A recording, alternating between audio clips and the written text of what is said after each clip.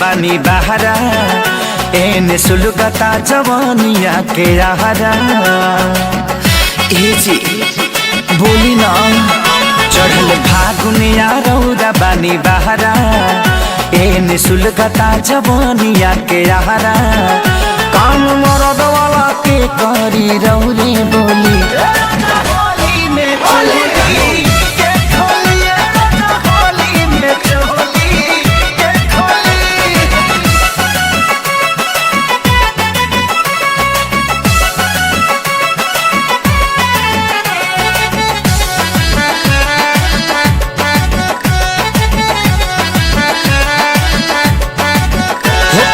बेरी नयनी रौरा घरवा रह गईनी ये सैया जी बहरवा।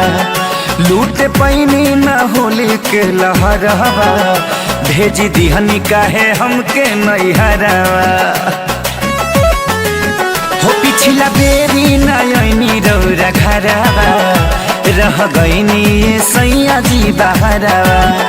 लूट पैनी न होली के लहरवा भेज दिहनी काहे हमके नैहरवा।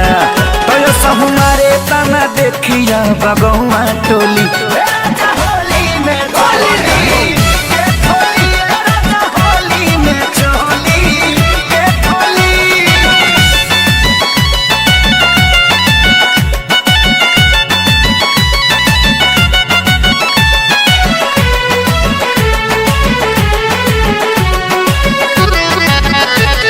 देहाती भी आ गईले राजा लेते बड़े अपना मेहरी से माजा।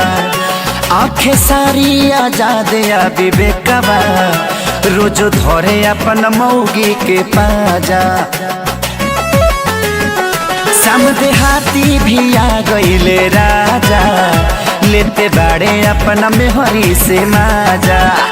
आंखें सारी आजाद या विवेकवा रोज धरे अपन मौगी के पाजा। कसैया दर्द के गोतानी रोजे गोली होली में चले